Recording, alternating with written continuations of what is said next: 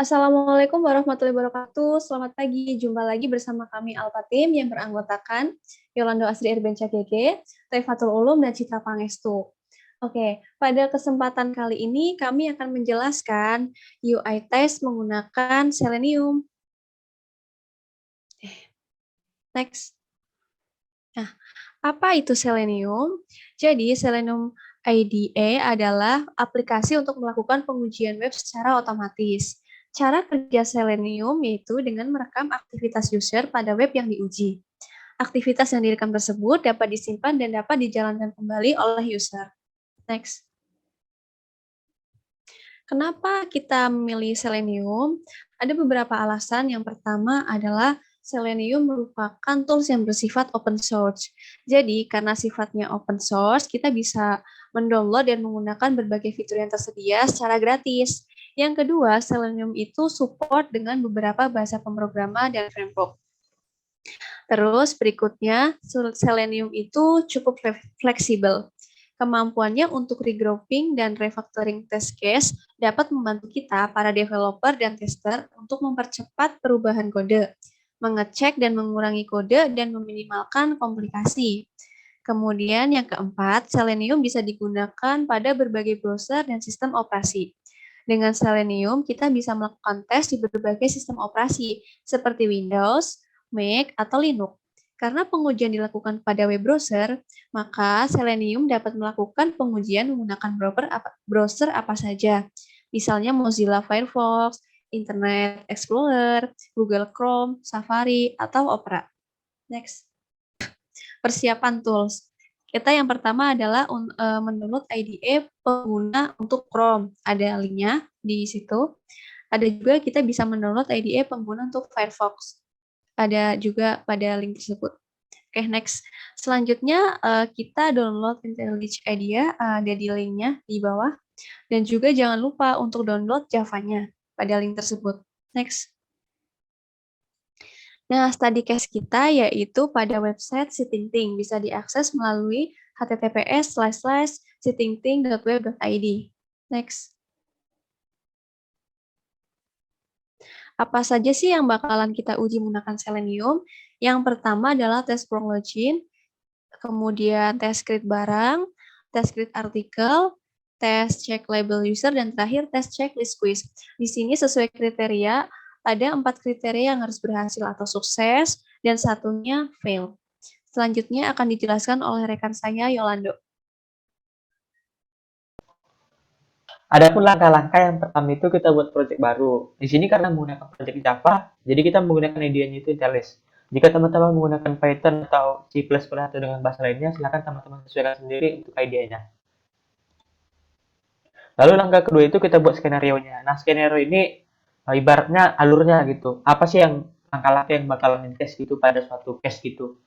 Nah, ini kita juga bisa menggunakan skenario itu terbagi menjadi dua. Kita bisa membuat secara manual atau bisa kita record menggunakan IDE yang bawaan browser lalu bakalan dibuat dalam bentuk source code. Ketiga, kita bisa jalankan tesnya. Nah, di sini kita dapat menjalankan tesnya itu di samping nama kelasnya. Misalnya di sini public class test checklist quiz. Di situ ada simbol seperti play gitu yang jika diklik dia bakalan menjalankan tesnya. Nah, lalu untuk hasilnya apabila tesnya berhasil, bakalan ada muncul suatu pop-up gitu atau bar gitu di mana menyatakan si tes itu berhasil dan dilaksanakan berapa lama dan seterusnya. Jika dia checklist berarti dia berhasil dan jika dia tanda silang berarti tesnya itu gagal. Oke, di sini saya akan langsung masuk ke bagian use case-nya.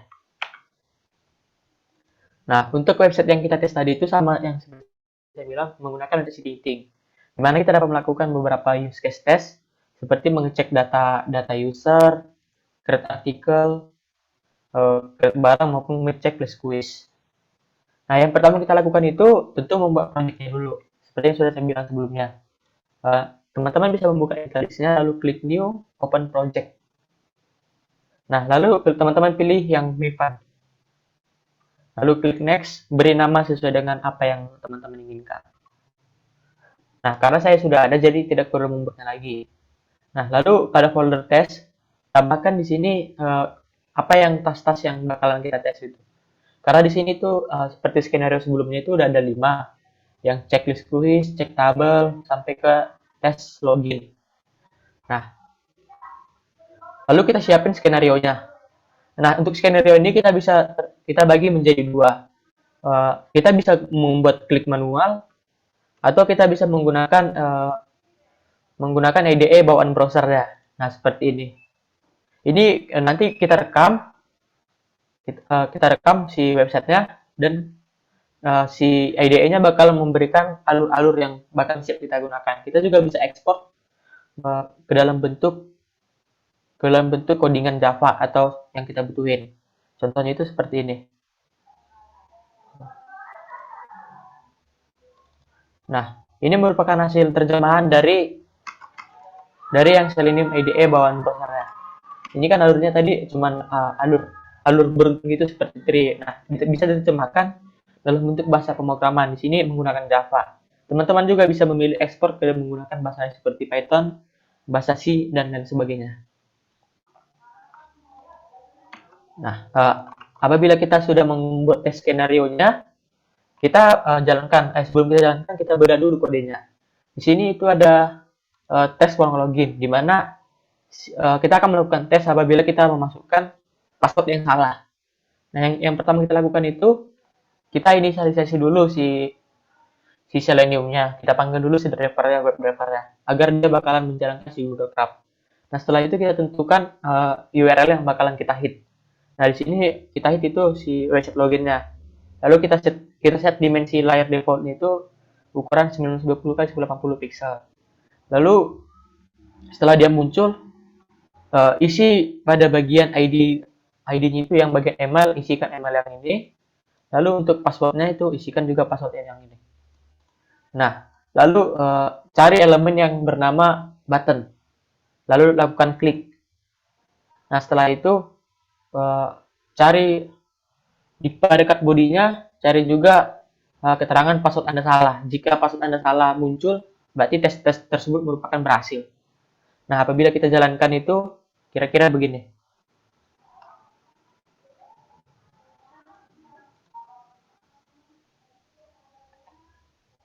Kita tunggu beberapa saat. Nah, dia bakal membuka browser. Nah, dia memang waktunya cukup cepat tergantung device yang teman-teman gunain. Jadi di sini membutuhkan waktu sekitar 6 detik secara keseluruhan. Nah, dan di sini tesnya berhasil. Lalu kita coba tes yang lain seperti tes create article.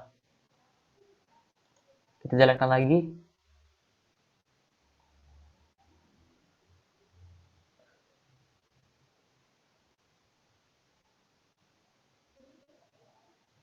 Nah, berhasil. Apabila kita lihat langsung di websitenya, maka data yang diinsertkan dari si Selenium tadi bakal muncul di bagian yang telah kita buat. Karena tadi kita membuat artikel, nah muncul uji coba artikel. Gitu. Lalu untuk tes selanjutnya itu ada tes checkable user. Nah, di sini dia bakal mengecek apakah apabila kita mengklik data user bakal memunculkan data-data user yang ada. Tinggal kita jalankan saja.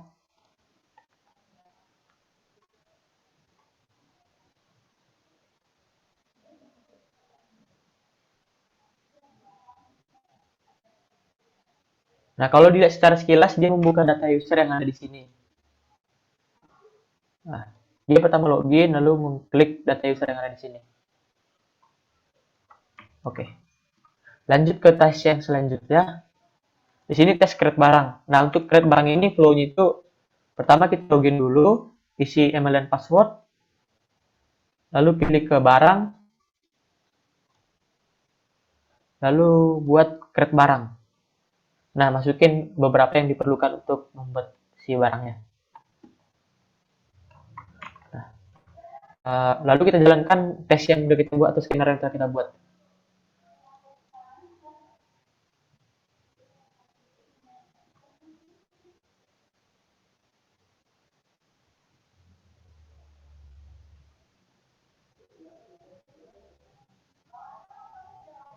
Nah, dia berhasil. Berarti barangnya itu sudah berhasil dibuat itu list barangnya. Apabila kita cek di sini, data tersebut masuk dan berarti uji uji pemasukan barang itu berhasil. Selanjutnya, karena kita tadi telah berhasil menjalankan 4 tes yang berhasil, maka kita jalankan tes yang failed. Di sini tes yang failed itu bakalan mengecek list quiz. Nah, Selenium ini bakalan kita salahin di mana dia bakalan ngecek mengklik list barang itu. Yang harusnya dia mengklik quiz ini, dia jadi mengklik barang ID barang di sini. Sehingga yang muncul itu tabel barang bukan tabel quiz. Nah, yang apabila kita jalankan,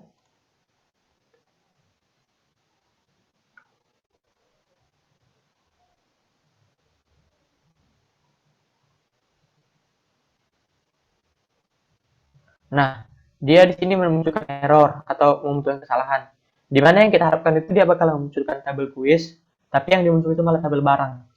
Sehingga dinyatakan tes ini failed. Gitu. Oke, mungkin sekian tentang penggunaan Selenium. Saya kembalikan ke Ulum. Baik, demikian presentasi UI test menggunakan Selenium dari Alpati. Mohon maaf apabila ada kesalahan. Sampai jumpa di video selanjutnya. Wassalamualaikum warahmatullahi wabarakatuh.